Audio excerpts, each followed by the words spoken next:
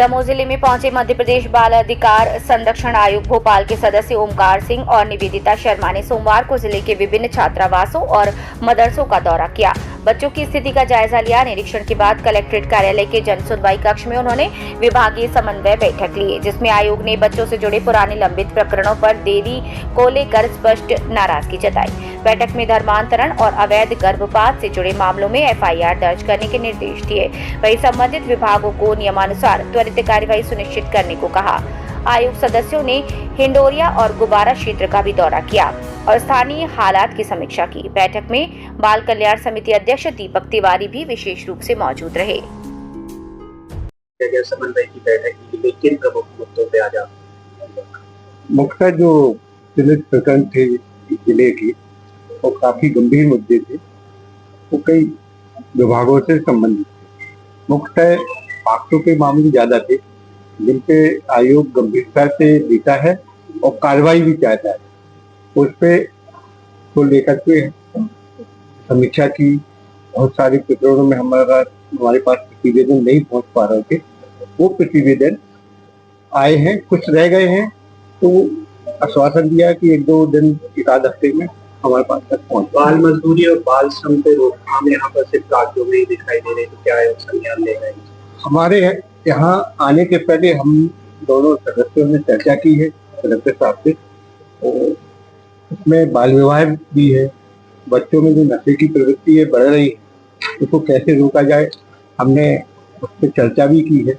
हमने कहा कि नशा वाले उसमें बच्चों को प्रवृत्तियाँ बढ़ रही है, उसमें इससे संबंधित जो एनजीओ काम कर रहे हैं उनका भी सहयोग लिया जाए, नगर निगम का भी सहयोग लिया जाए, और सबसे पहले तो मेडिकल स्टोर से जहाँ से ये सब चीजें मिलती हैं उनका भी सहयोग लिया जाए, उनको बताया जाए किस तरह की चीजें आपके यहाँ से कम नाबालिग बच्चों को उपलब्ध ना करें। आज के पूरे दौरे में क्या कमियां अभी तक आपको सामने है? देखो, कमियां हैं और ठीक भी हैं बहुत जगह स्थिति। हमें तो कमियों को दूर करके एक अच्छा वातावरण देना है ताकि बच्चा स्वस्थ तरीके से उसका लाभ ले और अपने जो जीवन है उसको आगे बढ़ाए। पथरिया के विद्यालय का क्या आयोजन जो लंबित प्रकरण थे आयोग में लंबे समय से जिनके लिए कोई प्रतिवेदन प्रस्तुत नहीं किया जा रहा था, तो उनको लेकर लगातार आयोग के माध्यम से स्मरण पत्र भी जारी किए गए थे, परंतु कोई परिणाम दिख नहीं रहा था। तो कहीं ना कहीं हमारे ऊपर भी प्रश्न चिन्ह लग जाते कि पेंडेंसी पड़ी हुई है, उसी पे निराकरण के लिए आज आयोग की ओर से इस बैठक का आयोजन किया गया था। किस प्रकार के प्रकरण ज्यादा? सबसे ज्यादा तो पॉक्सो से संबंधित प्रकरण थे, जो पुलिस विभाग से संबंधित है। कुछ लापता बच्चे ज्यादा हैं। शिक्षा विभाग के भी काफी सारे प्रकरण थे, जिसमें ये कहना कि हमारे पास प्रतिवेदन गए लेकिन हमारे पास प्राप्त नहीं हुए, तो काफी सारी बातें हुई हैं। तो एक जो बात आई है कि पॉक्सो के संबंध में जिस तरीके की प्रक्रिया का पालन किया जाना चाहिए उस तरीके की प्रक्रिया का पालन नहीं किया जा रहा है, जिसके कारण से बच्चे या जो पीड़ित है उसको सपोर्ट पर्सन देना, विक्टिम कंपनसेशन देना या किसी भी तरीके की सहायता देना, उसका इम्प्लीमेंटेशन नहीं हो पाता है। तो इसको लेकर आज निर्देश जारी किए गए हैं कि अब से जो भी केस आएंगे उसको 24 घंटे के अंदर बाल कल्याण समिति के समक्ष प्रस्तुत किया जाए।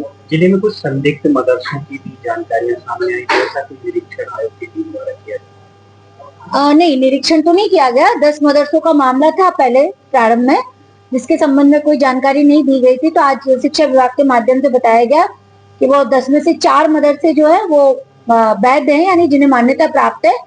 6 जो है उनको मान्यता प्राप्त नहीं है। तो अभी शिक्षा विभाग से सूची मांगी गई है, तो एक बार निरीक्षण किया जाएगा कि वो जो 6 मदरसे हैं वो किस स्थिति में चल रहे हैं।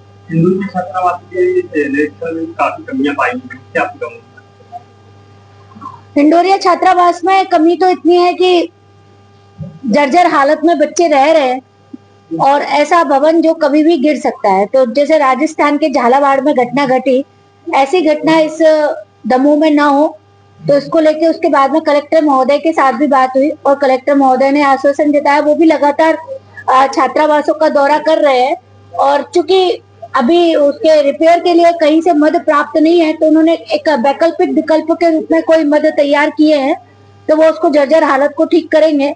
साथ ही साथ वहां पर जो स्थिति है, कुल मिला के भवन की ज्यादा समस्या है।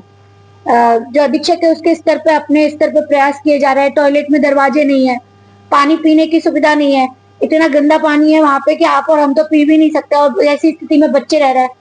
50 बच्चों की कैपेसिटी है और 43 बच्चों का रजिस्ट्रेशन है, पर रह रहे हैं 20। तो जो अनुदान दिया जा रहा है वो तो 43 को दिया जा रहा है, तो घर पे ही रह रहे हैं। तो जब घर पे रह रहे हैं तो फिर उसका छात्रावास में पंजीयन भी क्यों कराएगा? अब ये तो हम लोगों ने अभी कलेक्टर साहब को बताया है कि हैंडओवर नहीं की गई है बिल्डिंग, कैंपस में है। बिल्डिंग